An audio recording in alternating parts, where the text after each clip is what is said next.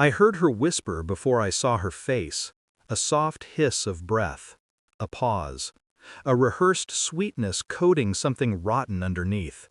She didn't know I'd come home early. She didn't know my footsteps were quieter when my mind was heavy. She sat at the edge of the couch, phone pressed to her ear, voice lowered into a tone she never used with me. "Okay, Mama, I started today. He didn't even notice."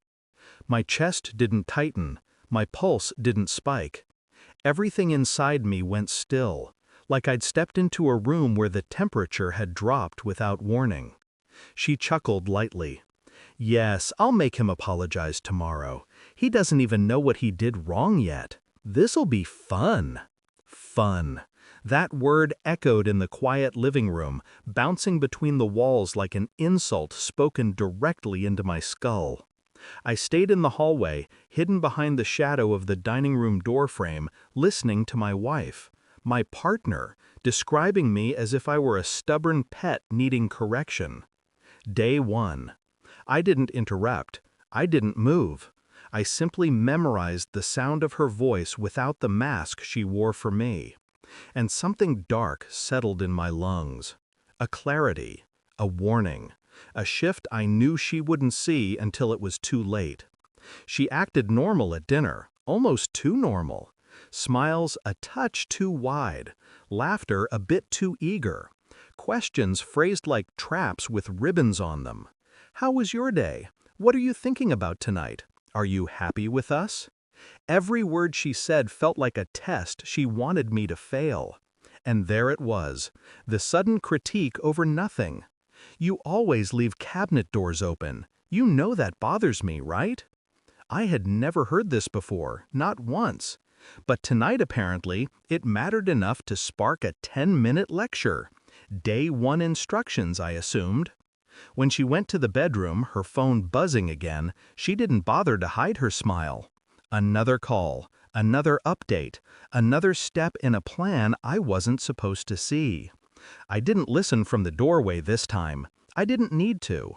Her tone told me everything. "He apologized, Mama. Yes, just like you said.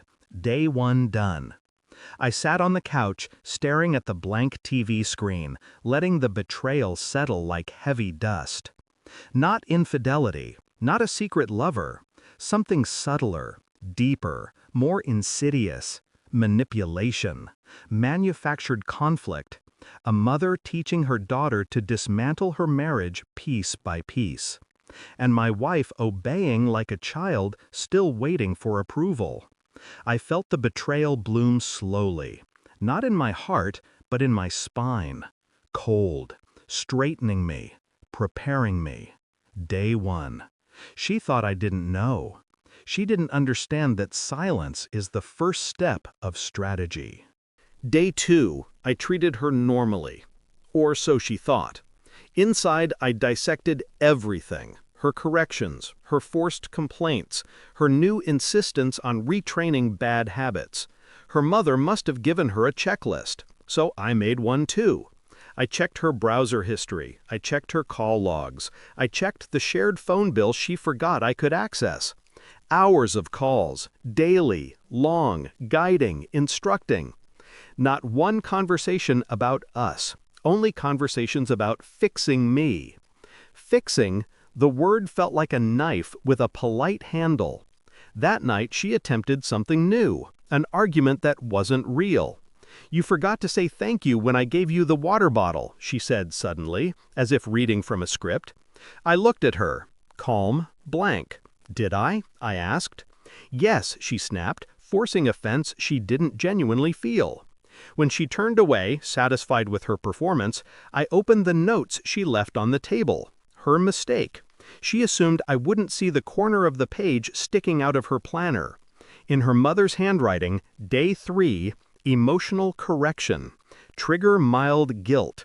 He must apologize twice. I read it twice. Not for clarity, for restraint. I slept beside her that night, feeling her breathe deeply and peacefully, unaware she had already lost something she couldn't replace. Respect. Trust. A husband who saw her as an equal. I waited. Day 3 would be the last day she tried to train me. On the morning of day 3, she tried to start a fight about nothing. A towel on the bed, a spoon left in the sink, a tone she claimed was dismissive. It was almost impressive how fast she was deteriorating into someone who couldn't distinguish reality from instructions. But I didn't react, not even once. The truth was already assembled perfectly in my head. Every call record, every note scribbled in her planner, every scripted complaint, every fake correction. I didn't need more evidence. I only needed the right moment. It came at noon. Her phone buzzed. She rushed to answer. She whispered again, "Yes, Mama, day 3. I'm going to make him admit he's been ungrateful." Her back was turned. Her reflection wasn't.